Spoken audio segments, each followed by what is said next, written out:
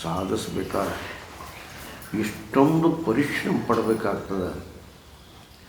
ಆ ಪರಿಶ್ರಮ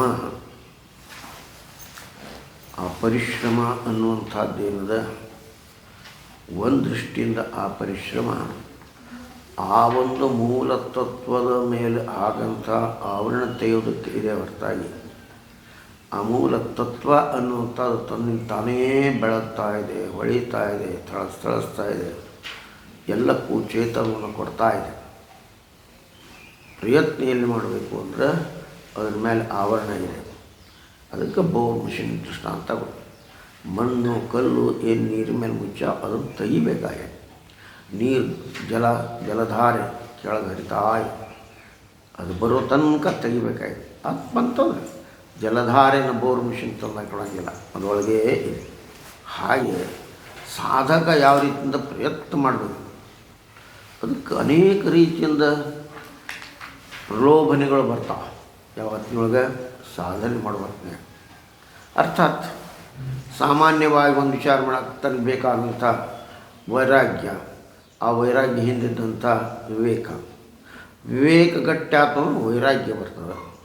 ವೈರಾಗ್ಯ ಬಂತು ಮುಂದಲ್ಲೇ ಶಮದಮಾದಿಗಳು ಬರ್ತವೆ, ತಿತಿಕ್ಷಾ ಬರ್ತದೆ, ಆಮೇಲೆ ಶ್ರದ್ಧಾ ಬರ್ತದೆ, ಸಮಾಧಾನ ಬರ್ತದೆ, ಇವೆಲ್ಲ ಸಂಗತಿಗಳು ಬರ್ತವೆ. ಯಾಕಪ್ಪ ಇದಿಷ್ಟು ಜೋರು ಮಾಡಿ ಹೇಳಬೇಕು ಅಂದರೆ ಅದಕ್ಕೆ ಶಂಕರಾಚಾರ್ಯ ಒಂದು ಕಡೆ ಹೇಳಿದರು ನೋಡು, ಪ್ರಾರಬ್ಧಂ ಪುಷ್ಯತಿ ವಪುಃ ಇತಿ ನಿಶ್ಚಿತ್ಯ ಯತ್ನೇನ ಧೈರ್ಯೇಣ ಶಬ್ದ ಪ್ರಯೋಗ ಮಾಡಿದ್ದಾರೆ. ಭಾಳ ಮಹತ್ವ. ಯತ್ನೇನ ಧೈರ್ಯೇಣ ಸ್ವಾಧ್ಯಾಸಾಪನೆ ನಿನ್ನ ಮೇಲಿನ ಆ ಮೂಲ ವಸ್ತು, ಚೈತನ್ಯ ವಸ್ತು, ನಿನ್ನದೇ ಆದಂಥ ಚೈತನ್ಯ ವಸ್ತು, ಆತ್ಮವಸ್ತು, ಬ್ರಹ್ಮವಸ್ತು, ಅದು ನಿನ್ನದೇ ಆಗಿದ್ದರೂ ನಿನಗೆ ತಿಳಿವಲ್ದ. ಯಾಕಾಯ್ತಪ್ಪ ನೋಡಿ, ಹಗಲಲ್ಲ ಇವೆಲ್ಲ ಪ್ರಲೋಭನೆ ಗಂಟುಬಿಡ್ತಾವೆ. ಯಾವಾಗ ಸಾಧನೆ ಮಾಡ್ಬೇಕಾದ್ರೆ ಅದೇ ಸಾಧನೆ ಚತುಷ್ಟಯ ಸಂಪನ್ನ ವೈರಾಗ್ಯ ಸಾಧಿಸ್ಬೇಕಾಗ್ಯದ, ಶಮದ ಮಾದರಿ ಸಾಧಿಸ್ಬೇಕಾಗ್ಯದಲ್ಲ. ಆ ಶಮದ ಮಾದರಿ ಸಾಧಿಸ್ಬೇಕಾದ್ರೆ ಇಷ್ಟು ಕಠೋರವಂಥ ಪ್ರಯತ್ನ ಬೇಕು. ಕಠೋರ ಪ್ರಯತ್ನ ಅಂದರೆ ಆಕರ್ಷಣೆ ಕರಿತಾ ಇದ್ದ ನಮಗೆ. ಹೆಂಗೆ ಬಾಜಾರ್ಗೆ ಕೊಂಟ್ವಿ ಅಂತಂದ್ರೆ ಬಜ್ಜಿ ಮಾಡೋ ಕರಿತಿರ್ತಾನೆ, ಬಾ ಬಾ ಮನೆಗೆಲ್ಲಿ ಮಾಡೋದಕ್ಕಾಗ್ತೋ ತಗೋ. ಜಿಲೇಬಿ ಕರಿತಿರ್ತದೆ, ಡಯಾಬಿಟಿಸ್ ಅಂತ ಹೇಳಿ ಜಿಲೇಬಿ ಕೊಡ್ತು ಆಗ್ತೀನಿ ಈಗ ಅಂತಿರ್ತಾವೆ. ಹಂಗೆ ಅಂತಿರ್ತಾವೆ. ಅಲ್ಲಿ ತಾಟ್ಕೊಂಡು ಆರಾಮ್ ತಗೋ, ಸಾವಕಾಶ ಮತ್ತೈತೆ ಸಾವಕಾಶ ಮನೆಗೆ ಹೋಗಿ ಮಾಡೋದು. ಹೀಗೆ ಇವೆಲ್ಲ ಪ್ರಲೋಭನೆ. ಈ ಪ್ರಲೋಭನೆಗಳು ಒಂದು ಕಡೆ ಬರ್ತಾವೆ, ಭಯ ಒಂದು ಕಡೆ ನೋಡತ್ಲಾಗಲ್ಲ, ಸುಮ್ಮನೆ ಚಿನ್ನ ನೋಡು, ಈ ಭಯ ಬರ್ತದೆ. ಭಯಕ್ಕೂ ಅಂಜಲಾರದೆ, ಪ್ರಲೋಭನೆಗೂ ಅಂಜಲಾರದೆ ಅದು ನೇರವಾಗಿ ಸಾಧನೆ ಮಾಡ್ತಾಯಿದ್ದೀನಿ, ಸಾಧನೆ ಮಾಡ್ತೀನಿ. ಎಂಥದ್ದು ಬೇಕಪ್ಪ ಮಾನಸಿಕ ಸ್ಥಿತಿ. ಮಾನಸಿಕ ಸ್ಥಿತಿ ಅನ್ನುವಂಥ ಅದ್ರ ಮುಂದಿದ್ದು ಬುದ್ಧಿ ಎಂಥದ್ದು ಬೇಕಪ್ಪ. ಯಾವ ಬುದ್ಧಿಗೆ ನಾವು ಸಂಸ್ಕಾರ ಕೊಡಬೇಕಾಗಿದೋ ಆ ಬುದ್ಧಿ ಹೆಂಗಿರ್ಬೇಕು. ಆ ಬುದ್ಧಿ ಇಷ್ಟು ಗಟ್ಟಿಯಾಗಿರ್ಬೇಕಲ್ಲ, ನಿನ್ನ ಎದುರಿಗೆ ಒಂದು ಕ್ವಿಂಟಲ್ ಗಟ್ಟಲೆ ಸಾಮಾನು ತಂದಿಟ್ಟರು, ತಿನ್ನೋ ಪದಾರ್ಥ ತಂದಿಟ್ಟರು, ಆ ಬುದ್ಧಿ ನಾನು ಯಾವುದನ್ನು ಎಷ್ಟು ತಿಂದರೆ ನನ್ನ ಆರೋಗ್ಯ ಚಲೋ ಉಳಿತದೆ ಅಂತೇನು ಗಟ್ಟಿ ಮಾಡ್ಕೋತಾನೆ. ಹಾಂ ಇದು ತಂದಿಟ್ಟಾರಪ್ಪ, ಅನಾಯಾಸ ಬೇಕಾದಷ್ಟು ತಿನ್ನು. ಇಟ್ಟಾರಿಷ್ಟು ಪೇಡೆ ಇಟ್ಟರ, ಮೈಸೂರು ಪಾಕ್ ಇಟ್ಟರ, ಬಜ್ಜಿ ಇಟ್ಟಾರ, ವಡ ಇಟ್ಟಾರ, ಇವೆಲ್ಲವೂ ಸಂಗತಿಗಳು ಇದ್ದರೂ ಕೂಡ ಯಾವ ಬುದ್ಧಿ ಇದನ್ನು ನಿಶ್ಚಯ ಮಾಡ್ತದೆ. ಯಾವುದು ನನಗೆ ಯಾವುದು ಹಿತವಾಗ್ತದೋ ಎಷ್ಟಾಗ್ತದೆ ಅದಕ್ಕೆ ಹಿತಭಿಕ್ ಮಿತಭಿಕ್. ಯಾವುದು ಹಿತವಾಗ್ತೋ ಅದನ್ನು ಸ್ವೀಕಾರ ಮಾಡು, ಯಾವುದನ್ನು ಮಿತವಾಗಿ ಸ್ವೀಕಾರ ಮಾಡು. ಹಿತ ಆಗಲ್ಲ, ತುಪ್ಪ ಹಿತ ಕರೆ, ತುಪ್ಪ ಹಿತ ನಾನು ಚರಿಗಟ್ಟಲೆ ಕುಡಿತೇನೆ ಇಲ್ಲ, ಅದ್ರ ಕುಡಿದ್ರೆ ಏನಾಕತಿ ಮುಂಪಜಿತಿ. ಹಂಗೆ ಯಾವ ಬುದ್ಧಿ ನನಗೆ ಇದಿಷ್ಟ ಬೇಕು, ಆರೋಗ್ಯಕ್ಕೆ ಇದು ಚಲೋ ಆಗ್ತದೆ, ನನ್ನ ಆಧ್ಯಾತ್ಮ ಸಾಧನೆ ತೊಂದರೆ ಬರೋದಿಲ್ಲ ಅನ್ನುವಂಥದ್ದು ಅದು ಬುದ್ಧಿ, ನಿಜವಾದ ಬುದ್ಧಿ. ಅದಕ್ಕೆ ಮತ್ತಿಗೆ ಮಂಗಲ ಅನ್ನೋ ಶಬ್ದನ ಅಲ್ಲಿ ಬರ್ತದೆ. ಇದೇ ಇಷ್ಟು ಬಸ್ ನನ್ನ ಮುಖ್ಯ ಆರಾಧನೆ. ತಿನ್ನ ಮತ್ತು ಅದಕ್ಕೂ ಬಹುನಾಮ ಜನ್ಮ ಈಗ ಮುಗಿತಾನ ತಿಂತೀನಿ, ಈಗ ಸಿಕ್ಕೈತಿ ತಿಂದು ಏನಾರ ಆಗಲಿ ಮುಂದೆ, ಈ ಥರ ಅಲ್ಲ ಆ ಬುದ್ಧಿ. ಅದಷ್ಟೇ ಅಂಥ ಬರಬೇಕಾದ್ರೆ ಪ್ರಲೋಭನೆಗಳು ಅಡ್ಡು ಬರ್ತಾವೆ. ಆ ಪ್ರಲೋಭನೆಗಳು ಬರಲಾರ್ದಂಗೆ, ಅದಕ್ಕೆ ಮನಸ್ಸೋಲ್ಲಾರ್ದಂಗೆ, ಬುದ್ಧಿ ಅತ್ಲಾಗ ಹೋಗ್ಲಾರ್ದಂಗೆ ಯಾವುದಿರ್ತೋ ಅದು ನಿಜವಾದ ಬುದ್ಧಿ. ಅದಕ್ಕೆ ಆಧ್ಯಾತ್ಮ ಬುದ್ಧಿ ಅಂತ. ಆ ಆಧ್ಯಾತ್ಮ ಬುದ್ಧಿ ಸಾಧನೆ ಮಾಡಿಸೋವಾಗ ಮತ್ತಿಗೆ ಮಂಗಲ ಇದು ಮಾಡೋದು. ಅದಕ್ಕೆ ಕಷ್ಟ ಅನ್ನುವಂಥದ್ದು ಬರ್ತದೆ, ಧೈರ್ಯ ಬೇಕದು, ಎದುರಿಸುವಂಥ ಧೈರ್ಯ ಬೇಕು. ಹಂಗಾದ್ರೆ ಸಹಜ ನಾ ಹೇಳ್ತಾ ಇರ್ತೇನೆ, ಅದು ನೀನು ಮನಸ್ಸು ಮಾಡಬೇಕು. ಕುಡಿಯೋರ್ಗೆ ಹೇಳ್ತೇನೆ ಚಟ, ಅದು ಬಿಡ್ಬೇಕಾದ್ರೆ ನೀ ಮನಸ್ಸು ಮಾಡಬೇಕು. ಹಂಗೆ ನನ್ನ ಯಾವುದು ನಾನು ಯಾವ ಆಧ್ಯಾತ್ಮಿಕ ಸಾಧನೆಯನ್ನು ಸಾಧಿಸೋ ಸಲುವಾಗಿ ಮುಂದೆ ಹೊರಟೇನೋ, ಅದು ಬೇರೆ ಪ್ರಲೋಭನೆಗಳಾಗಲಿ ಭಯ ಯಾವ ಬಂದರೂ ಅದಕ್ಕೆ ನಿಂದ್ರಲಾರದೆ ನೇರವಾಗಿ ಹೋಗೋವೇ ಧೀರ ಅಂತ. ಅದಕ್ಕಲ್ಲಿ ಮತ್ತೆ ಮುಂದೆ ಹೇಳ್ತಾರವರು ತತಃ ಯಾವುದ್ರ ಸಲುವಾಗಿ ಈ ಸಾಧನೆಗಳನ್ನು ಮಾಡೋ ಸಲುವಾಗಿ ಯಾವುದು ಪ್ರಥಮವೂ ಯಾವುದು ವೈರಾಗ್ಯ, ಅತ್ಯಂತ ನಿತ್ಯ ವಸ್ತು ಯಾವುದು, ಅನಿತ್ಯ ಯಾವುದು, ಶಮದಮಾದಿ ಸಾಧಿಸ್ಬೇಕಾದ್ರೆ ಶ್ರುತಿ ಏನಪ್ಪ, ಅದಕ್ಕೆ ಹಂಗಾರೆ ಹೆಂಗೆ ಸಾಧನೆ ಮಾಡಬೇಕು.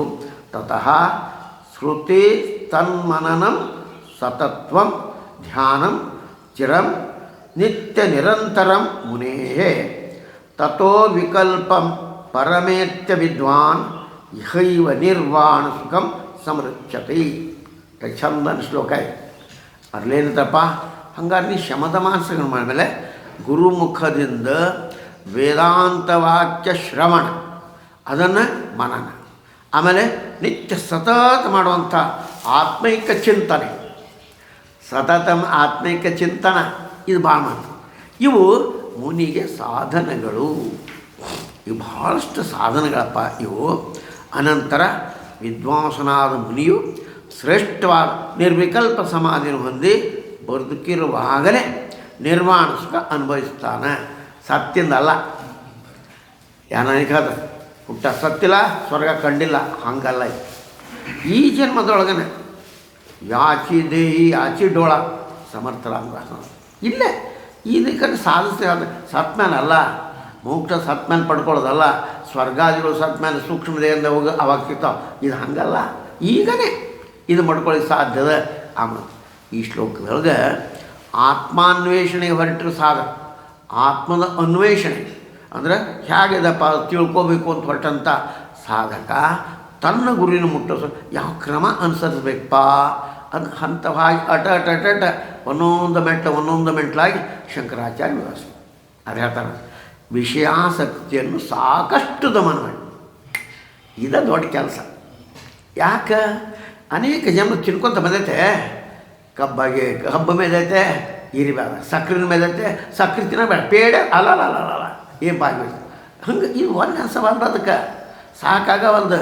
ಅದಕ್ಕೆ ವಿಷಯಾಸಕ್ತಿ ತಿನ್ನೋದ್ರಾಗ ಕೇಳೋದ್ರಾಗ ನಂದ ನಡಿಬೇಕು ಅನ್ನೋದ್ರಾಗ ನಾ ಏನು ಮಾಡಿದ್ರು ಸೇವ ಇದ್ರೊಳಗೆ ಸಾಕಷ್ಟು ಇದನ್ನು ತಿಂತಿ ವೈರಾಗ್ಯವನ್ನು ವೈರಾಗ್ಯವನ್ನು ಸಾಧಿಸಿ ಯಾರಾಗ ಯಾವ ವಿಷಯಗಳು ನನ್ನ ಆಧ್ಯಾತ್ಮ ಸಾಧನೆಗೆ ಅಡ್ಡ ಬರ್ತವೋ ಅವೆಲ್ಲವೂ ಕೂಡ ಅನಿತ್ಯವಾದಗಳು ಅದಾವ. ಅವು ಸ್ವಾಭಾವಿಕವಾಗಿ ಅವು ನಾಶವಾಗುವಂಥವೇ ಅದಾವ. ಅರ್ಥಾತ್ ಯಾವ ನಾಶ ಮಾಡಿ ಕೃತ್ರಿಮವಾಗಿದೆಯೋ, ಯಾವ ಸ್ವಾಭಾವಿಕ ಅಲ್ಲವೋ ಅದನ್ನು ಮಾತ್ರ ಬದಲಿ ಮಾಡೋಕ್ಕೆ ಸಾಧ್ಯ. ಯಾವ ಸ್ವಾಭಾವಿಕ ಅದು ಬದಲಿ ಮಾಡೋಕ್ಕಾಗಿಲ್ಲ. ಅರ್ಥಾತ್ ಮೂಲ ಸ್ವರೂಪನಿಂದ ಬದಲಿ ಮಾಡೋಕ್ಕಾಗಿಲ್ಲ. ಹಂಗೆ ಅದನ್ನು ಸಾಕಷ್ಟು ದಮನ ಮಾಡಿ, ಅಂದರೆ ವಿಷಯಾದಿ ಸತ್ಯ ತಿನ್ನೋದು, ಉಣ್ಣೋದು, ನೋಡೋದು, ಕೇಳೋದು, ನಂದ ಮಾತಾ ನಡಿಬೇಕಂತ, ನನ್ನ ಮಾತು ಯಾರು ಕೇಳೋವಲ್ರು ಅಂತ ಇವೆಲ್ಲ ಅದಾವಲ್ಲ, ಇವನ್ನ ದಮನ ಮಾಡಿ ವೈರಾಗ್ಯವನ್ನು ಪಡೆದು ಶಮಾಧಿ ಸಟ್ ಸಂಪತ್ತು ಸಂಪಾದಿಸ್ಕೊಂಡು ಫಲಾಭಿಸಂಧಿಯನ್ನು ಮಾಡುವ ಕರ್ಮಗಳನ್ನು ಸನ್ಯಾಸ ಅಂದರೆ ಕರ್ಮಾದಿಗಳು ಬಿಡಬೇಕು. ಯಾವ ಕರ್ಮಾದಿಗಳು? ನನಗೆ ಸುಖಕ್ಕೆ ಸಾಧನವಾಗುವಂಥ ಕರ್ಮಾದಿಗಳನ್ನು ಬಿಡಬೇಕು. ಯೋಗಿ ಅರವಿಂದರ ಜನ್ಮ ದಿನಾಚರಣೆ ಮಾಡ್ಲಿಕ್ಕೆ ಹತ್ತಾರೆ. ಅವ್ರು ಹೇಳಿ ಒಂದೇ ಕೋಲಿಯೊಳಗೆ 20 ವರ್ಷಗಟ್ಟಲೆ ಇದ್ರು. ಹೆಂಗೆ ಯಾರ ಪತ್ರ ಬಂದ್ರೆ ಅದಕ್ಕೆಲ್ಲ ಉತ್ತರ ಕೊಡೋದು, ಲೇಖನ ಬರೋದು. ಅವ್ರ ಪತ್ರಿಕೆ ತಯಾರು ಮಾಡಿ 2 ವರ್ಷದೊಳಗೆ ದೇಶ ಸ್ವಾತಂತ್ರ್ಯಕ್ಕಾಗಿ ಒಳಗಿದ್ರು. ಆ ಪತ್ರ ಅಂದರೆ ವೃತ್ತಪತ್ರ ಇಷ್ಟು ಸಹಾಯ ಮಾಡ್ತಂತ ಮೊದಲೇ ಹೇಳಿದಂತ, ದೇಶ ಸ್ವಾತಂತ್ರ್ಯ ಸಿಗ್ತದಂತ. ಹಂಗೆ ಆ ತಯಾರಿ ಏನು ಯೋಗ ಸಾಧನೆ ತನಗಾಗಿ ಅಲ್ಲ, ಲೋಕದಾಗ ಸಾಧನೆ ಎದಕ್ಕೆ ಯೋಗ ಸಾಧನೆ ಎದಕ್ಕೆ ಮಾಡಿದ್ರೆ ಆ ಯೋಗ ಸಾಧನೆಯ ಪ್ರಭಾವದಿಂದ ನಮ್ಮ ದೇಶಕ್ಕೆ ಸ್ವಾತಂತ್ರ್ಯ ಆಗ್ತದೆ. ಅರವಿಂದರ ಪ್ರಭಾವ ಭಾಳ ಬಂದಿದೆ. ಬಂಕಿಂಚಂದ್ರ ಚಟ್ಟೋಪಾಧ್ಯಾಯ ಮೇಲೆ, ಈಗ ಆದಿತ್ಯನ ಇವರು ಎಲ್ಲರ ಮೇಲೆ, ಸುಭಾಷ್ ಚಂದ್ರ ಬೋಸ್, ನಮ್ಮ ದೇಶದ ಅನೇಕ ಸಾಧಕರು ಎಲ್ಲ ಅರವಿಂದರ ಭಕ್ತರು. ಅರವಿಂದರ ಭಕ್ತರು ಭಾಳ ಕಡೆ ಅದ. ಹಂಗೆ ಅವರೆಲ್ಲರ ಮೇಲೆ ಪ್ರಭಾವ. ನಮ್ಮಲ್ಲಿ ಬೇಕಂತ ಕವಿ ಬೇಂದ್ರೆ ಅಂತವ್ರು ಇವರೆಲ್ಲರೂ ಕೂಡ ಅವರ ಅರವಿಂದರ ಪ್ರಭಾವ. ಅದು ಎದಕ್ಕೆ ಮಾಡಿದ ಹಂಗಾರ ಇಲ್ಲಿ ಈ ಮಾತು ಯಾವುದು? ಸ್ವಂತ ಕರ್ಮವನ್ನು ಕೆಡಿಸ್ ನನಗಾಗಿ ಸ್ವಂತ ಫಲ ಅಪೇಕ್ಷೆಯಿಂದ. ಅದಕ್ಕೆ ಹೇಳೋದು ಕರ್ತೃತ್ವದ ಅಭಿಮಾನ, ಫಲದ ಆಸೆ ಮತ್ತು ಹುಟ್ಟುಟ್ಟಿ ಬರೋಕ್ಕೆ ಮನುಷ್ಯ ಕಾರಣೀಭೂತ ಇಲ್ಲ. ಕರ್ತೃತ್ವ ನಾ ಮಾಡೇ ಇಲ್ಲ. ಯಾಕೆ? ಭಗವಂತ ಒಳಗೆ ಶಕ್ತಿ ಕೊಟ್ಟಾನ, ಮಾಡೀನಿ. ನಂದಲ್ಲ, ಅವನದ ಶಕ್ತಿ ಕೊಟ್ಟ ಅವ, ಇಂದ್ರಿಯಾದೀನ ಕೊಟ್ಟ ಅವ, ಬುದ್ಧಿ ಕೊಟ್ಟ ಅವ. ನಾ ಏನು ಮಾಡಿ ಈ ಫಲ ಅನ್ನುವಂಥದ್ದು ಪ್ರತಿಯೊಂದ್ರ ಆ ಭಗವಂತನ ಸಹಕಾರ ಇದೆ. ಅದಕ್ಕೆ ಹುಣಸೆ ಹಣ್ಣೊಳಗೆ ಹುಳಿ ಇತ್ತು, ಹುಳಿತನ, ಮೆಣಸಿನಕಾಯಿ ಖಾರತನ, ಉಪ್ಪಿನೊಳಗೆ ಉಪ್ಪಿನತನ ಅವ ಇಟ್ಟಿರಲಿಲ್ಲ, ನಾವೇನು ಸಾರು ಮಾಡೋದು. ಹಂಗೆ ಅವನ ಶಕ್ತಿಯಿಂದ ಅವನ ಶಕ್ತಿಯ ಆಧಾರ ಇಟ್ಕೊಂಡು ನಾವು ಮಾಡೋಕೆ ಇರಬೇಕು. ಅದಕ್ಕೆ ಆ ಒಂದು ಫಲಾಭಿಸಂಧಿ ಮಾಡುವ ಕರ್ಮ ಬಿಟ್ಟು, ನನಗಾಗಿ ಅಂತ ಕರ್ಮ ಮಾಡೋದು ಬಿಟ್ಟು, ಲೋಕಹಿತಕ್ಕಾಗಿ ಪರಮಾತ್ಮ ಪ್ರೀತ್ಯರ್ಥವಾಗಿ ಅಂತಃಕರ್ಮ ಸನ್ಯಾಸ ಸಾಧಕ ಶ್ರವಣಕ್ಕೆ ಅಧಿಕಾರಿ ಆಗ್ತಾನೆ. ಶ್ರವಣಕ್ಕೆ ಯಾರು ಅಧಿಕಾರಿ? ವೈಯಕ್ತಿಕವಾಗಿ ನನಗೆ ಬೇಕಂತ ಫಲದ ಅಪೇಕ್ಷೆ ಇಲ್ಲದೆ ಲೋಕ ಕಲ್ಯಾಣಕ್ಕಾಗಿ ಪರಮಾತ್ಮ ಪ್ರೀತ್ಯರ್ಥವಾಗಿ ಕರ್ಮಾದಿಗಳು ಮಾಡಬೇಕು. ಜೊತೆಗೆ ವಿಷಯಾಸಕ್ತಾದಿಗಳ ಆಸಕ್ತಿಯನ್ನು ಬಿಡಬೇಕು. ಇಂಥ ಮಾತ್ರ ಅದಕ್ಕೆ ವೇದಾಂತ ಈ ರೀತಿ ಹೇಳಿ ನೋಡಿ. ಆ ಅಧಿಕಾರ ಪಡೆಯದೆ ಶ್ರವಣ ಮಾಡೋದು ಶಾಸ್ತ್ರಾರ್ಥ ಯಥಾರ್ಥವಾಗಿ ಗ್ರಹಿಸಲಾರ ಗಟ್ಟಿಗೆ ಹೇಳ್ತಾರೆ. ಇದು ಮಾಡಲಾರ್ದೆ ತಿನ್ನೋದು ಉಣ್ಣೋದು ನಾ ಹೇಳಿದ್ದೆ ಅಂತ ಏನು ಬೇಕಾದ ತಿನ್ನು ನಡೆಯುವಂಥದ್ದು, ನನ್ನ ಮಾತು ನಡಿಬೇಕನ್ನೋಂಥದ್ದು, ನಂದ ನಡಿಬೇಕನ್ನುವಂಥದ್ದು, ಇವೆಲ್ಲ ನಿನ್ನ ಕಡೆ ಎಲ್ಲಿ ತನಕ ಇರ್ತದೋ ಅಲ್ಲಿ ತನಕ ಶ್ರವಣಕ್ಕೆ ಅಧಿಕಾರಿ ಆಗೋದಿಲ್ಲ. ಅದನ್ನು ಮಾಡ್ಕೋಬೇಕು. ಅದ್ರ ಅವಶ್ಯಕತೆ ಅದು. ಯಾಕಪ್ಪ ಯಾಕೆ ಹೇಳ್ತಾರೆ?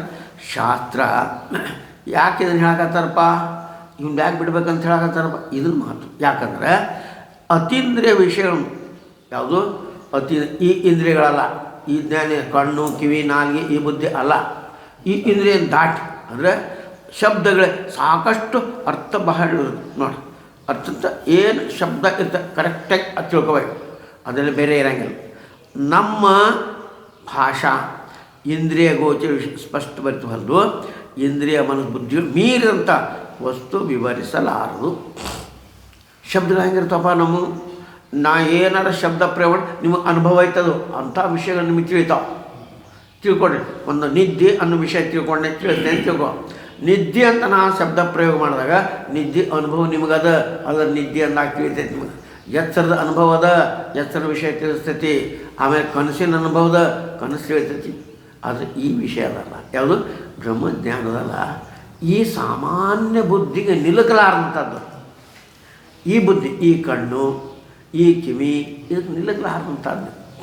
ಯಾಕಂದ್ರೆ ಅದು ಇಂತಿಷ್ಟೊಂದು ಅಂತರ ಇರಬೇಕು. ಈಗ ನಾವು ಭಾಳ ಥಂಡದ, ಭಾಳ ಥಂಡದ ಖರೆ ಥಂಡೆ ಅದ ಅಂತೇಳಿ ಬೆಂಕಿನ ಮುಟ್ಟಕ್ಕೆ ಹಾಕತ್ತೇನೋ, ಮುಟ್ಟಕ್ಕೆ ಬೆಂಕಿಗೆ ಅಂತರ ಇರಬೇಕು. ದೂರ ಆಕಾಶ ಭಾಳ ಚಲೋ ಅಂತ ಅನಿಸ್ತದೆ. ಹಂಗೆ ಆ ಕೆಲವು ಅಂತರ ಇದ್ದದ್ದನ್ನು ನಮ್ಮ ಇಂದ್ರಿಯಗಳು ಅರಿತಾವೆ. ಯಾವಾಗಪ್ಪ ಭಾಳ ತಣ್ಣ ಅಂದ್ರೆ ಅತಿ ತಣ್ಣಂದು ಅಗ್ದಿ ಬರ್ಪದಕ್ಕಿಂತ ನಾವು ಕೈ ತಗೋಣ.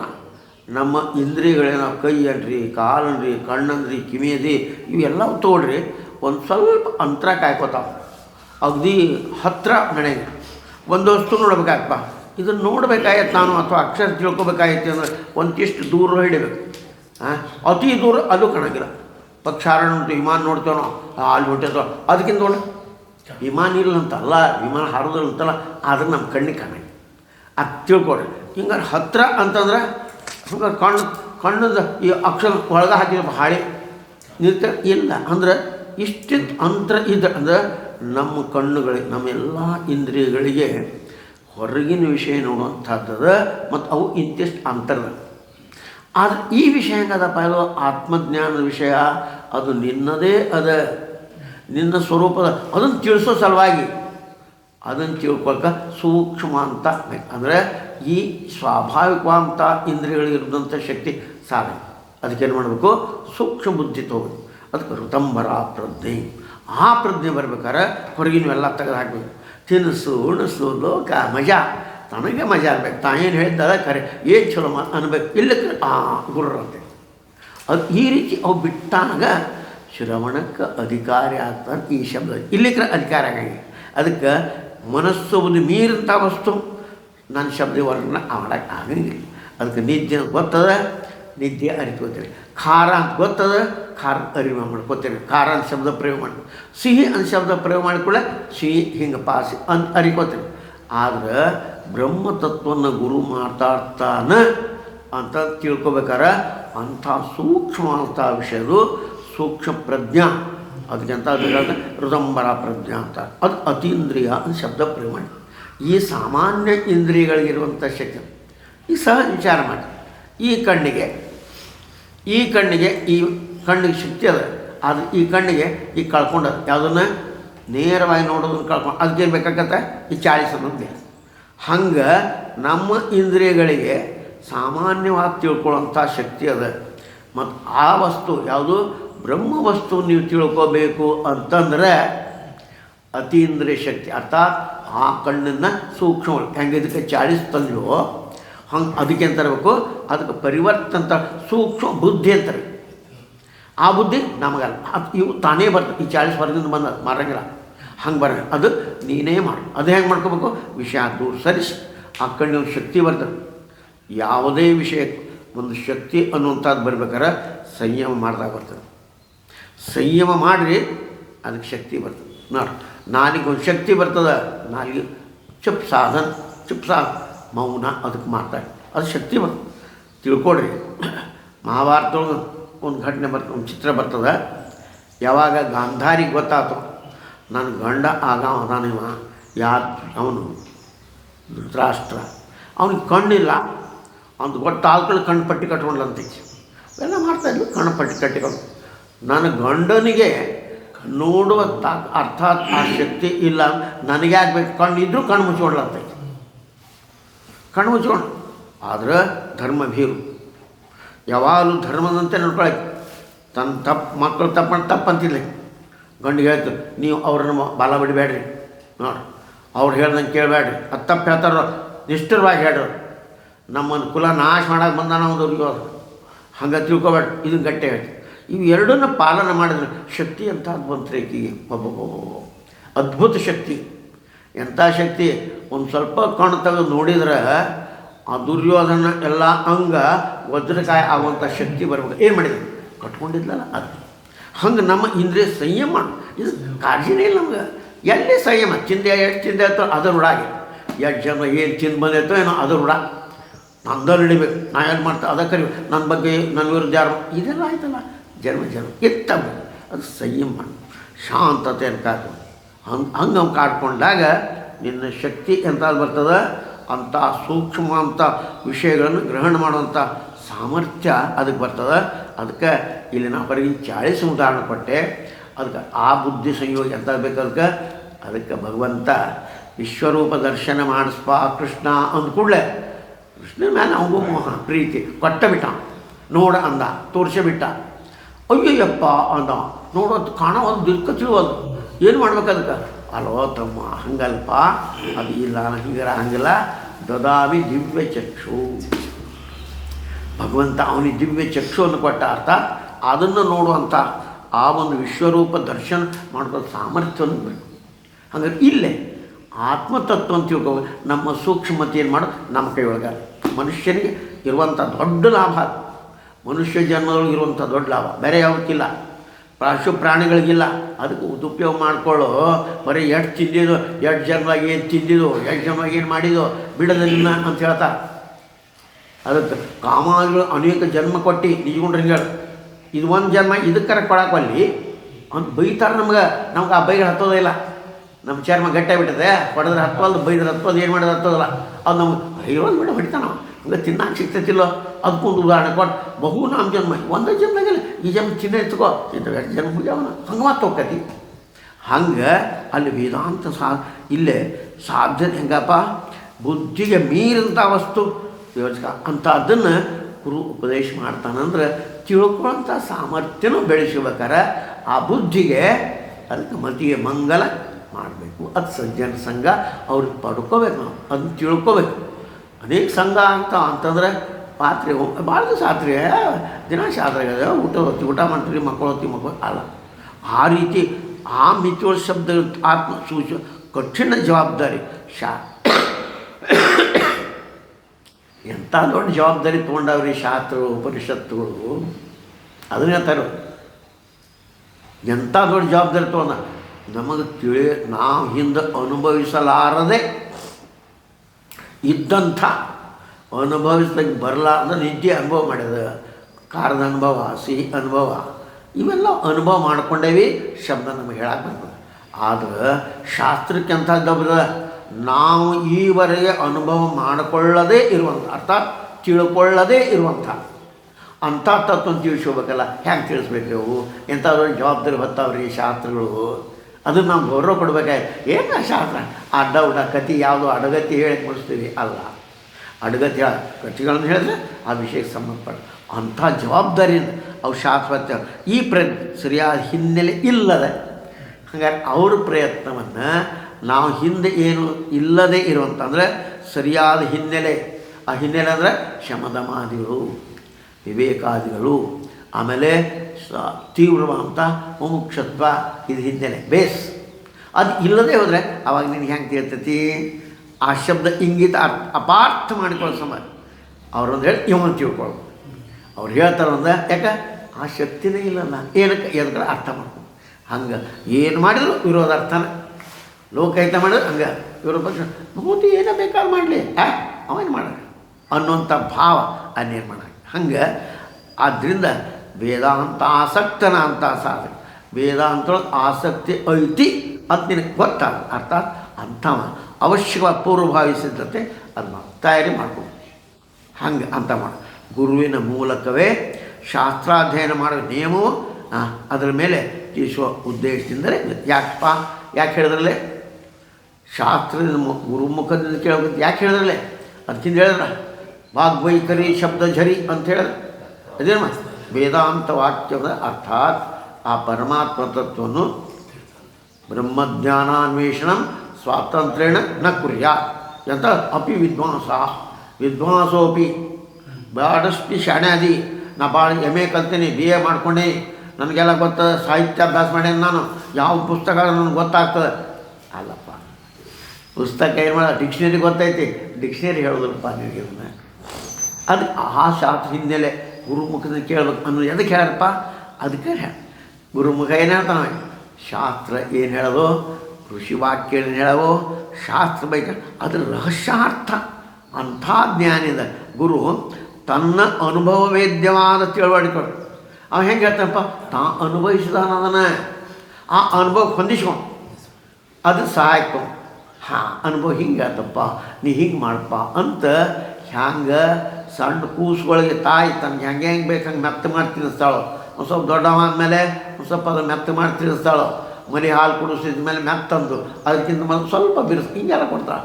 ಹಂಗೆ ಸಾಧಕನಿಗೆ ಹ್ಯಾಂಗೆ ಹೇಳಿದ್ರೆ ತಿಳಿದೈತಪ್ಪ, ಹ್ಯಾಂಗಾದ್ರೆ ನಮ್ಮ ಹುಡುಗ ತಿಳಿದು ಅನ್ನೋದನ್ನು ಪರಿಪರಿಯಾಗಿ ಯೋಚನೆ ಮಾಡ್ತಾ ಮಾಡ್ತಾ ತಿಳಿಸ್ತಾನೆ. ಹಂಗೆ ಶಾಸ್ತ್ರ ಆ ಬೋಧನೆಯನ್ನು ಸಂಪೂರ್ಣವಾಗಿ ತಾನು ಜೀರ್ಣಿಸ್ಕೊಂಡಾನ. ತನ್ನ ಅನುಭವ ಅದ್ರ ಜೊತೆಗೆ ಶಾಸ್ತ್ರ ಕೂಡಿಸಿ ನಿಮಗೆಲ್ಲ ವಿವರಣೆ ಮಾಡಿ ಹೇಳ್ತಾನೆ ಗುರು. ಆದ್ದರಿಂದ ಅವನ ಬೋಧನೆ ಸಂಪೂರ್ಣವಾಗಿ ಜೀರ್ಣಿಸಿಕೊಳ್ಳಕ್ಕೆ ಶಿಷ್ಯ ಗುರುವಿನ ಮನೋಧರ್ಮಕ್ಕೆ ಸಮರಸನಾಗಿ ತನ್ನ ಮನಸ್ಸನ್ನು ಶ್ರುತಿಗಳು ಏಕ ಮಾಡಬೇಕಾದ್ರೆ ಯಾರು ಕೂಡ ಅವನ ಗುರಿ ಎಲ್ಲಿ ಹೋಗೋದು, ಅವ ಯಾವುದು ಕೊಂಡ ಹಂಗೆ ಅವನು ಕೂಡ ಹೆಜ್ಜೆ ಹಾಕಬೇಕು.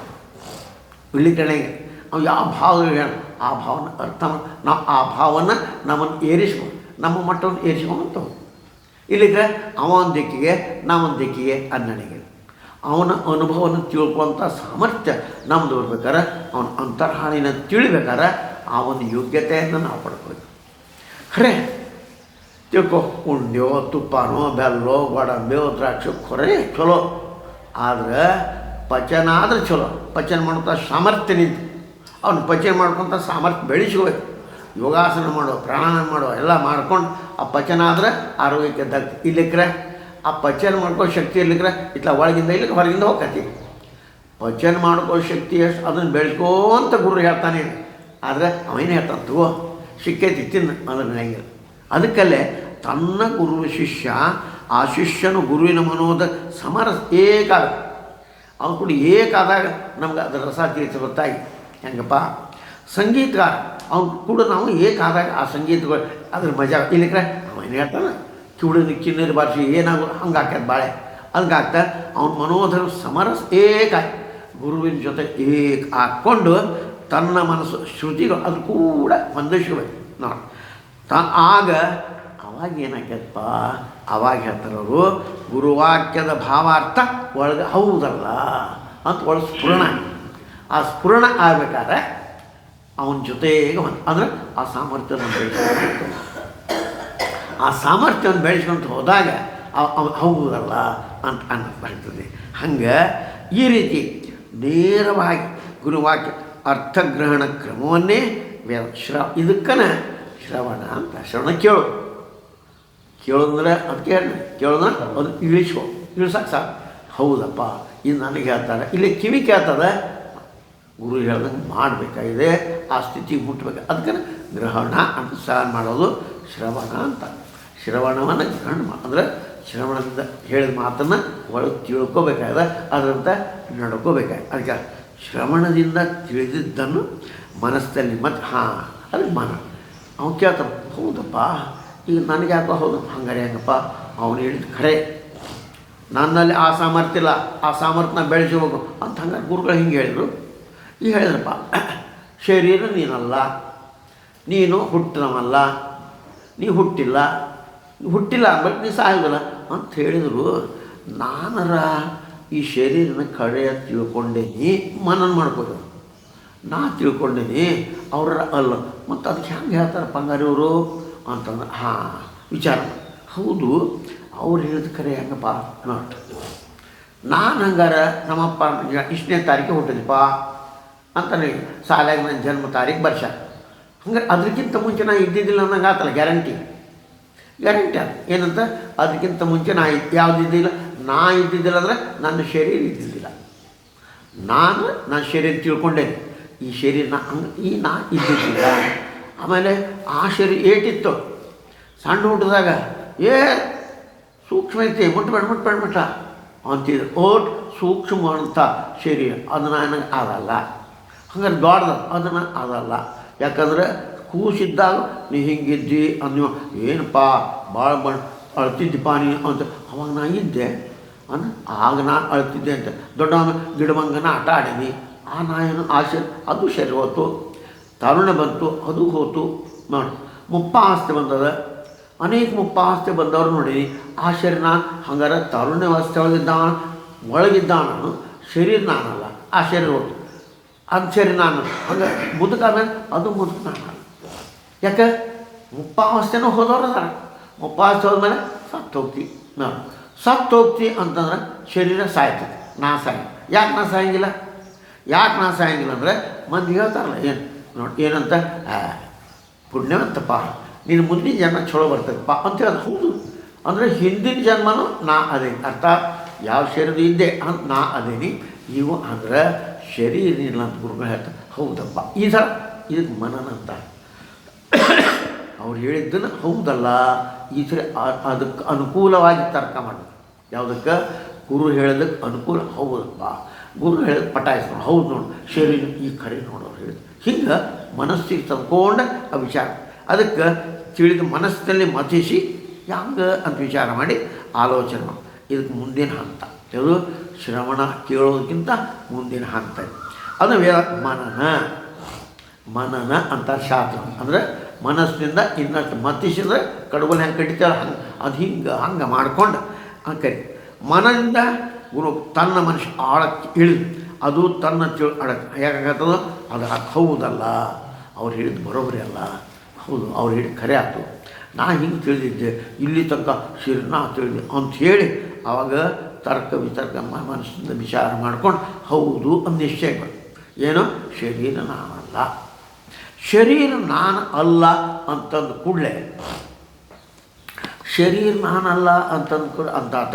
ಆಮೇಲೆ ಮನಸ್ಸು ನಾ ಏನು ಇಲ್ಲ, ಮನಸ್ಸು ಒಂದೇ ಥರ ಇರೋಂಗಿಲ್ಲ, ನೀನು ಇವತ್ತಿಲ್ಲ ನಾಳಿಲ್ಲ ಅಂದರೆ ಮನಸ್ಸು ನಾನು ಹಿಂಗೆ ಅನ್ಕೋತ ಹೋಗಿ ಯಾವುದು ಬೇರೆ ಯಾವ ಇಂದ್ರಿಯಗಳದ್ದು ತಿಳ್ಕೊಳ್ಳೋದಿಲ್ಲೋ ಅದೇ ಎಲ್ಲವನ್ನು ತಿಳ್ಕೊಳ್ಳಿ ಕಾರಣೀಭೂತ ಆಗ್ಯದ. ಅಂಥ ನಾನು ಅನ್ನುವಂಥದ್ದು ಗಟ್ಟಾಗದ ಆವಾಗ ನಿಧಿಧ್ಯಾಸನದಿಂದ ಗಟ್ಟಿಯಾಗ. ಇದು ಕೂಡ ಸಾಕು. ಯಾಕಂದ್ರೆ ಬರೀ ಮನನ ಮಾಡಿದರೆ ಆಗಿಲ್ಲ, ಅತ್ಯುನ್ನತ ಮಟ್ಟಕ್ಕೆ ಅವನಿಗೆ ಬ್ರಹ್ಮತ್ವ ಅರಿದಕ್ಷ ವೇದಾಂತ ಅಷ್ಟಕ್ಕೆ ನಂಗಿಲ್ಲಪ್ಪ ಅಲ್ಲಿ ತನಕ ಮುಂದೋಗ್ತದೆ. ಅದಕ್ಕೆ ಶರೀರ ನೀನಲ್ಲ, ಮನಸ್ಸು ನೀನಲ್ಲ, ಬುದ್ಧಿ ನೀನಲ್ಲಪ್ಪ, ಅದೆಲ್ಲವನ್ನೂ ಅರಿವು, ಆ ಎಲ್ಲಕ್ಕೂ ಪ್ರೇರಣೆ ಕೊಡುವಂಥ ಅಂದರೆ ಶರೀರಕ್ಕೂ ಈಗ ನಡಿ ಅನ್ನೋಕೆ ಯಾಕೆ ಕಿವಿ ಕೇಳ್ಬೇಕಾರೆ ನಾವು ಅದ್ರ ಶಕ್ತಿ ಆತ್ಮಶಕ್ತಿ, ಮಾತಾಡ್ಬೇಕಾದ್ರೆ ಆತ್ಮಶಕ್ತಿ, ನಡಿಬೇಕಾದ್ರೆ ಕಾಲಿಗೆ ಶಕ್ತಿ ಕೊಡ್ತದೆ. ಅಂದ ಬಳಿಕ ಆ ಎಲ್ಲಕ್ಕೂ ಶಕ್ತಿಯನ್ನು ಕೊಡೋದು. ಹಂಗಂತೇಳಿ ಅದು ಶಾಸ್ತ್ರ ನಮ್ಗೆ ಸಾವಕಾಶ ಹೇಳ್ತಾ ಹೋಗ್ತದೆ. ಆದ್ದರಿಂದ ಸಾಧಕ ಆತ್ಮದರ್ಶನ ಅಪರೋಕ್ಷಕ್ಕಾಗಿ ಅನುಭವದಿಂದ ಅರಿವು ಹೆಂಗಪ್ಪ ಗಟ್ಟಿ ಐತಿ ಅನ್ನೋದಾತ. ಅದೇ ನಾನು ಪರಮಾತ್ಮ ಅದಾನ ಅನ್ನೋದು ಪರೋಕ್ಷ ಜ್ಞಾನ ಅಂತಾರೆ. ಅದಾನ ಅಂತ ತಿಳ್ಕೊಂಡು ಅದಾನ ಆದರೆ ಅದೇ ಪರಮಾತ್ಮ ನಾನು ಅನ್ನೋದು ಅಪರೋಕ್ಷ ಜ್ಞಾನ ಅಂತಾರೆ. ಅದು ತಿಳುವಳಿಕೆ ಆಗಲಿ.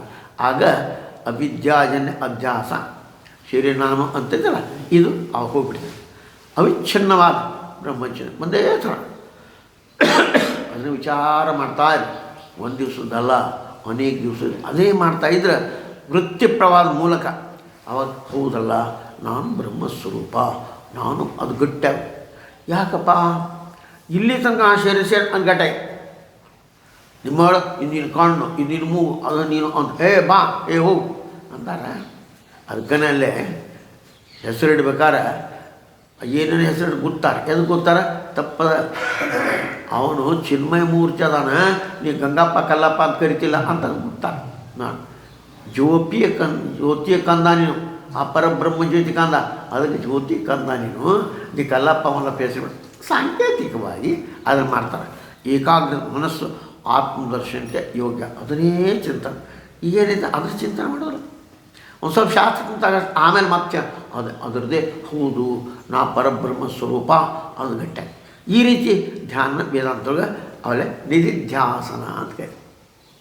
ಶ್ರವಣ ಅಂದರೆ ಕೇಳೋದು, ಮನನ ಅಂದರೆ ಮನಸ್ಸಿನಿಂದ ಮಥನ ಮಾಡೋದು, ಹೌದಲ್ಲ ಆಮೇಲೆ ಅದರಾಗ ಉಳ್ಕೋ, ಅದಕ್ಕೆ ನಿಧಿಧ್ಯಾಸನ ಅಂತ. ನಿಧಿಧ್ಯಾಸನ ನಿದ್ದಿನೂ ಅಲ್ಲ ನಿಧಿಧ್ಯಾಸನ ಅಂತ. ಆತ್ಮನ ಕುರಿತ ಧ್ಯಾನ ಬಹುಕಾಲ ಚಿರಂ ಯಾವಾಗಲೂ ನಿತ್ಯ ನಿರಂತರ ಮಾಡಿದೆ ಬ್ರಹ್ಮಜ್ಞಾನ ಉಂಟಾಗಿ ಇದೇ ಜನ್ಮದ ಭಾಳ ಇದೆ. ಆವಾಗ ನೀ ಆತ್ಮಜ್ಞಾನ ಪಡ್ಕೊಳ್ಳಿ ಸಾಧ್ಯದಪ್ಪ ಅಂಥೇಳಿ. ನಿರ್ವಾಣ ಅಂದರೆ ಇಲ್ದಂಗೆ ಆರಿ ಹೋಗು ಎಂದರ್ಥ. ಅಂದರೆ ಮುಣಬತ್ತಿ ಉರಿಯುತ್ತಿರುವಾಗ ಅದು ಶಿಖೆ ಒಂದೇ ಜ್ವಾಲ ಕಂಡರೂ ಎಡಬಿಡ ಹತ್ತಿ ನೋಡಿ ಮಿಡುಗುವ ಚಿನ್ನವಾದ ಬೆಂಕಿಯ ಉರಿ ಅಂತ ವಿಜ್ಞಾನ ಹೇಳ್ತಾರೆ. ಅದೇ ರೀತಿ ವೇಗವಾಗಿ ಸುತ್ತುತ್ತಿರುವಂಥ ಫ್ಯಾನ್ ರೆಕ್ಕೆಗಳು ಬೇರೆ ಬೇರೆ ಕಾಣ ಒಂದೇ ವೃತ್ತಾಕಾರ ತಿರುಗೋದು ತಟ್ಟೆ ಅಂತೆ. ಚಲನಚಿತ್ರಗಳು ಅಷ್ಟೇ ಬೇರೆ ಬೇರೆ ಅತಿ ಶೀಘ್ರ ಚಲಿಸುವ ಒಟ್ಟಾರೆ ಚಲಿಸುತ್ತಿರುವಂತೆ ಕಾಣ. ಅದಕ್ಕೆ ಭಾಗ ಕೊಡ್ತಾರೆ. ಹೆಂಗಪ್ಪ ಒಂದು ಊದಿನ ಕಡ್ಡಿ ಹೇಳಿ, ಊದಿನ ಕಡ್ಡಿ ಈಗ ತಿರುಗಿ ನಮ್ಗೆ ಇಲ್ಲಿ ಹೊಂಟೈತಿ ಅಂತ ಕಾಣಿಸ್ತದೆ. ಅದು ಜೋರಾಗಿ ತಿರುಗಿರ ದುಂಡ ಕಾಣಿಸ್ತದೆ. ದುಂಡಕ್ಕೆ ಇರಂಗಿಲ್ಲ ಅದು ಇಲ್ಲಿ ಬಂದದಕ್ಕೆ ಕಣ್ಣೊಳಗೆ ಶಕ್ತಿ ಅದ. ಒಂದು ನೋಡಿದ್ದನ್ನು ಒಂದು ಕ್ಷಣ ಇಡ್ತದೆ ಆರುವುದು. ಹಿಂಗಾಗಿ ಅದು ಕಾಣಿಸ್ತದೆ. ಸಿನಿಮಾದಾಗ ಕಾಣಿಸ್ತದೆ, ಇದು ರೀಲ್ ತಿರುಗ್ತದೆ. ಹಂಗೆ ಸತೋತ್ ಆತಂದ್ರೆ ಅದರ ಆಕಾರ ಆಗ್ತಂದ್ರೆ ಆವಾಗ ನಿನಗೆ ಆ ಪರಮಾತ್ಮ ಸಾಕ್ಷಾತ್ಕಾರ ಆಗ ವೃತ್ತಾಕಾರ ತಿರುಗ. ಹಂಗೆ ಒಟ್ಟ ರೂಪಾಚ ಹಾಗೆ ಮನಸ್ಸು ವೃತ್ತಿ ಅಲೆಯಲೇ ಆಗಿ ಎಚ್ಚರ ಸ್ಥಿತಿ ಒಂದಾಮೆ ನಿರಂತರ ತೋರಿ ಬರೆದ್ರೆ ಮನಸ್ಸು ನಿಜವಾಗಿ ವೃತ್ತಿ ಪ್ರವಾಹವಾಗಿಲ್ಲದರೂ ಒಂದೇ ಆಗಿ. ಹೆಂಗಪ್ಪ ಈ ಒಂದೇ ದುಂಡ ಆಗಿರಂಗಿಲ್ಲ, ಆದ್ರೆ ನಮ್ಗೆ ದುಂಡ ಕಾಣಿಸ್ತೈತಿ. ಹಂಗೆ ಸದಾ ಭಗವಂತನ ಚಿಂತನೆ. ಹಂಗೆ ಯೋಗಶಾಸ್ತ್ರನೇ ಹಂಗೆ ಆದರೆ ಯಾರು ಆತ್ಮಜ್ಞಾನ ಪಡೆದು ಮನಸ್ಸನ್ನು ಮೇಲೆ ಹೋಯ ಅಂದರೆ ಮನಸ್ಸಿಗಿಂತ ಮುಗಿ ಮಾತು ಮನಗಳಿಂದ ಅತ್ತತ್ತದು ಹಂಗೆ ಅಲ್ಲಿ ಹೋತಂದ್ರೆ ಮನೋವೃತ್ತಿ ಅಂತ ಅವಾಗ ಮನಸ್ಸು ತಿನ್ನಾಕ ಉಣ್ಣಾಕ ರುಚಿನ ಆಗಂಗಿಲ್ಲ. ಅದಕ್ಕೆ ಹೇಳ್ತಾರೆ. ಅದಕ್ಕೆ ಒಮ್ಮೆ ಅತ್ಯಂತ ಚಲೋದಂತ ತಿಂದು ಉಡಾಟ ತೋಡ್ರಿ ನಿಮ್ಮ ತೋರಿ ಅಂದರೆ ನಾವು ಇಂಥವ್ರು ಇಲ್ಲೇನು ಮಾಡ್ರಿ ಹುಳಿ ನಾವು ಒಳ್ಳೆ ಮಾಹಿತಿ ಹಂಗೆ ಆತ್ಮಜ್ಞಾನ ಆದ್ಮೇಲೆ ಉಳಿದೆಲ್ಲವೂ ಥೆ ಅಂತಾನೆ. ಅಂದರೆ ನಾವು ಇದು ಆಕರ್ಷಣೆ ಎಲ್ಲಿ ತನಕ ಇರ್ಬೇಕು, ಆಕರ್ಷಣೆ ಬೇಡ ಅಂತ ಅನ್ನಿಸ್ಬೇಕು ಸ್ವಾಭಾವಿಕವಾಗಿ. ಮತ್ತು ನೀವು ಪ್ರಾರಂಭದೊಳಗೆ ನೀವು ಮನಸ್ಸಿನಿಂದ ಬೇಡ ಅನ್ನಬೇಕು, ಆಮೇಲೆ ಅದು ತಾನಾಗೇ ಬಿಡ್ತೀವಿ. ಅದಕ್ಕೆ ಹೇಳು, ಎಲ್ಲಿದಪ್ಪ ಸೈಕಲ್ ಬ್ರೇಕ್ ಐತೆ ನೋಡು, ಮುಂದೆ ಪೂರಾ ಬಿಡ್ಲ ತಿರುಗು ಅತ್ಲ ನೋಡು ಅಂತಿರ್ತೀವಿ. ಆಮೇಲೆ ಒಮ್ಮೆ ಕಲ್ತ ಅಂತಂದ್ರೆ ಅತ್ಲ ಇಟ್ಲ ನೋಡಿದೆ ಪಟ್ ಗಾಲಿ ಮೇಲೆ ನೋಡ್ರಿ ನಾಡು ಕೈ ಬಿಟ್ಟು ಎಲ್ಲ ಮಾಡ್ತಾರೆ. ಹಂಗೆ ಅದು ಯಾವಾಗಲೂ ಅದೇ ಚಿಂತಾನ. ಆವಾಗ ಅದು ಏನು ಬೇರೆ ಅಪೇಕ್ಷೆ ಮಾಡೋದಿಲ್ಲ ನಮಗೆ. ಅಂತ ಹೇಳಿ ಉದಾಹರಣೆ, ಗಾಢ ಬರೋ ಮೊದಲು ಮಂಪರು ನಿದ್ರಾವಸ್ಥೆಯಲ್ಲಿ ಇರ್ತಾರೆ ನೋಡಿ. ನಿದ್ರಾಸ್ಥಿತಿ ಒಂದು ಯಾವಾಗಪ್ಪ ಇನ್ನೂ ಜೋಲೋಕಿರ್ತಾರೆ, ನಿದ್ದೆ ಭಾಳ ಬಂದೈತ್ರಿ ಅಂತಾನೆ, ಇನ್ನೂ ನಿದ್ದೆ ಹತ್ತಿಲ್ಲ, ಜೂಗಾಡಿಸ್ತಾ ಇರ್ತಾನೆ, ಏನು ಬಿಡ್ರಿ ನಿದ್ದೆ ಭಾಳ ಬಂದೈತೆ ಅಂತಾನೆ. ಅದಕ್ಕೆ ಮಂಪರು ಅಂತ ಆ ಸ್ಥಿತಿ ಒಂದು ಆ ಸಮಯ ಲೋಕಜ್ಞಾನ ಕ್ರಮೇಣ ಬಂದ ಅವಾಗ ಏನು ಕಾಣಲಾರ್ದ ನಿದ್ದೆ ಭಾಳ ಬಂದೈತ್ರಿ, ಕಣ್ಣು ಮುಚ್ಚಿರ್ತಾವೆ, ಮುಂದಾರಿ ಕಣ್ಣು ಮುಚ್ಕೊಂಡು ಅವಾಗ ನಿಧಾನವಾಗಿ ಅವೆಲ್ಲ ಇಲ್ದಂಗಾಗಿ ಗಾಢ ಇದ್ದರು. ಅವಾಗ ಆಮೇಲೆ ಏನು ಕಾಣ ಹಂಗೆ ಪ್ರಾರಂಭದೊಳಗೆ ತೋರಿಸ್ತಿರ್ತಾನೆ. ಹಂಗೆ ಯಾಕೋ ನಿದ್ದೆ ಭಾಳ ಬಂದೈತೆ ಬಿಡ್ರಿ, ಅವಾಗ ಅದು ಗೊತ್ತೈತೆ ನಿನಗೆ ನಿದ್ದೆ ಹತ್ತಿಲ್ಲ, ಆದರೆ ನಿದ್ದೆ ಬಂದೈತೆ ಹೆಂಗೆ ಗೊತ್ತಾ, ನಿದ್ದೆ ಕಣ್ಣು ಮುಚ್ಚಾಕತ್ತಾವ, ಮುಂದಿನೇನು ಕಾಣವಲ್ದು, ತೂಡಿಕೆ ಬರಾಕತ್ತ ನಿದ್ದೆ, ಆದರೆ ನನಗೆ ನಿದ್ದೆ ಹತ್ತಿಲ್ಲ ಅಂತ ಗೊತ್ತು. ಯಾವಾಗ ನಿದ್ದೆ ಹತ್ತು ಆವಾಗ ನಿದ್ದೆ ಹತ್ತೈತೆ ಅಂತ ಗೊತ್ತಾಗ ಅಂದರೆ ಅದು ನಿದ್ದೆ ಹತ್ತೈತಿ ಅನ್ನೋದೇ ಇಲ್ಲ, ತಾನೇ ಏಕಾಗಿ. ಹಂಗೆ ಮುಸ್ಕ ಅರಿವು ನಮ್ಮಲ್ಲಿ ಹಾಗೆ ಹೋಗ್ತಿರ್ತದೆ. ಅದಾದ ಕಾಡು ನಿಂತು ನಮ್ಮನ್ನು ಆ ಹೊರಗಿನ ಪ್ರಜ್ಞಾನ ಇರೋದೇ ಇಲ್ಲ, ನಮ್ಮ ದೇಹ ಅರಿವು. ನಾವು ಹಿಂಗದೇವಪ್ಪ ನಿದ್ದೆ ಹತ್ತಂಗೆ ಗಾಢ ನಿದ್ದೆ ಹತ್ತಂದ್ರೆ ಹೊರಗೆ ಅದು ಏನಿಲ್ಲ, ಆಮೇಲೆ ಹಾವು ಬಂದು ಹೋದ್ರು ಏನು ಗೊತ್ತಾಗ, ಯಾವಾಗ ನಿದ್ದೆ ಹಾಕಿಬಿಟ್ಟೈತಿ ಆ ಸ್ಥಿತಿ ಬಂದು. ಹಂಗೆ ಬ್ರಹ್ಮಜ್ಞಾನ ಆತಂದ್ರೆ ಆವಾಗ ನೀವು ಹೊರಗಿನ ಅರಿವಿದ್ದರೂ ಇಲ್ಲ ಇದ್ದರೂ ಆ ಸ್ಥಿತಿ ಒಳಗೆ ಯಾವುದೇ ಆವಾಗ ನಿನ್ನ ಆಚರಣೆ ಬದಲಾಕೈತಿ, ನಿನ್ನ ವಿಚಾರ ಬದಲಾಗ್ತಾವೆ, ಇಲ್ಲಿ ತನಕ ಸ್ವಾರ್ಥ ಕೇಂದ್ರಿತ್ವ ಅಂಥದ್ದೇನಿತ್ತೋ ಅದೆಲ್ಲ ಹೋಗ್ಬಿಡ್ತು. ಹಂಗೆ ನಿರ್ವಾಣ ಸ್ಥಿತಿಯಲ್ಲಿ ಎರಡೂ ಅವಸ್ಥೆಗಳು. ಮೊದಲನೇ ಸ್ಥಿತಿಯಲ್ಲಿ ಎತ್ತರದ ಅವಸ್ಥೆ, ಬಾಹ್ಯ ಪ್ರಜ್ಞೆ ಕ್ರಮೇಣ ಅಳಕಿಸ್ತಾ ಇಲ್ದಂಗೆ ಹಾಕೋತ ತುರಿಯ ಸ್ಥಿತಿ ಬಿಟ್ಟಿದ್ದೇವೆ.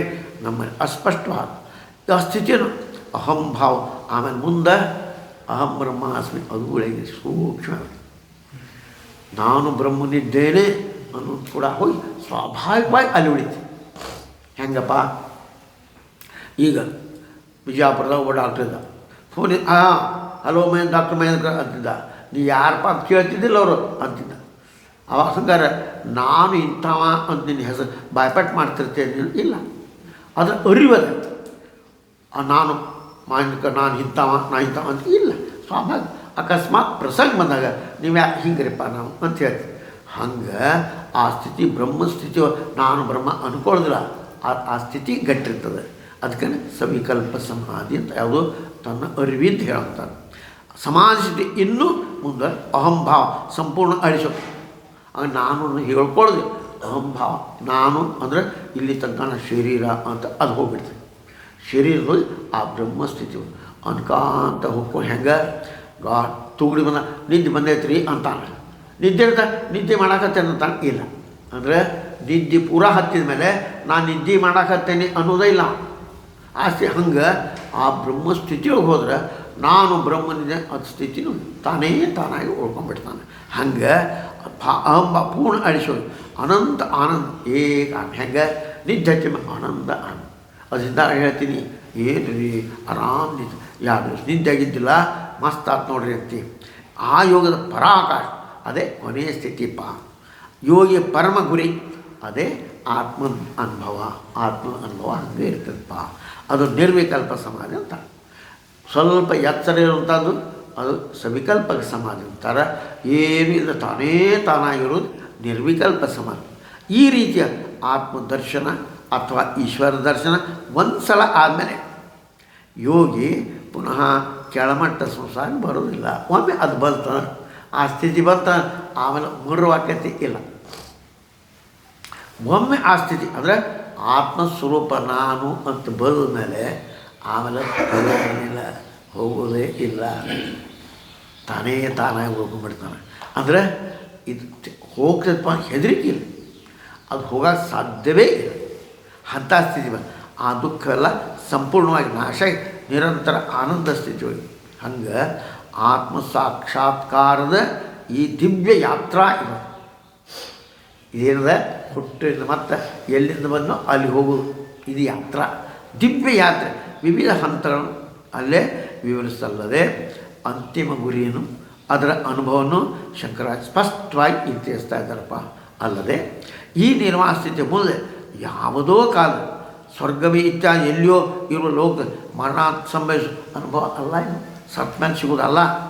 ನಿರ್ವಾಣ ಆನಂದ ಅನುಭವ ಮುನಿ ಈಗಲೇ ಇಲ್ಲೇ ಅನುಭವಿಸ್ತಾನೆ.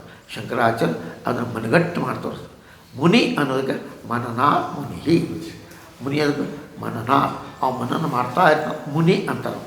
ಶಬ್ದ ನಿಷ್ಪತ್ತಿ, ಯಾರು ವಿವೇಕದಿಂದ ತತ್ವಾರ್ಥವನ್ನು ಮನನ ಮಾಡ್ತಾರೋ ಅವರು ಮುನಿಗಳು, ಮನನ ಮಾಡ್ತಾ ಇರ್ತಾರೆ. ದುಃಖ ಬಂದಾಗ ಮನಸ್ಸಲ್ಲಿ ವಿಕ್ಷೋಭಗೊಳ್ಳೋದಿಲ್ಲವೋ, ಸುಖದ ಸಂತೋಷದಿಂದ ಉಬ್ಬುವುದಿಲ್ಲವೋ, ಇದೇ ಕೆಲಸ. ದುಃಖ ಬಂದರೆ ದುಃಖೇಶ ದ್ವಿಗ್ನ ಸುಖೇಶ ವಿಗತ ಸ್ಪ್ರ, ಹಾಗೆ ಇರಂಗಿಲ್ಲ. ವೀತರಾಗ ಭಯಕ್ರುವ ಮುನನೀರ್ ಸ್ಥಿತಿ ಬರ್ತತೆ ಅಂತ ಹೇಳ್ತಾರೆ.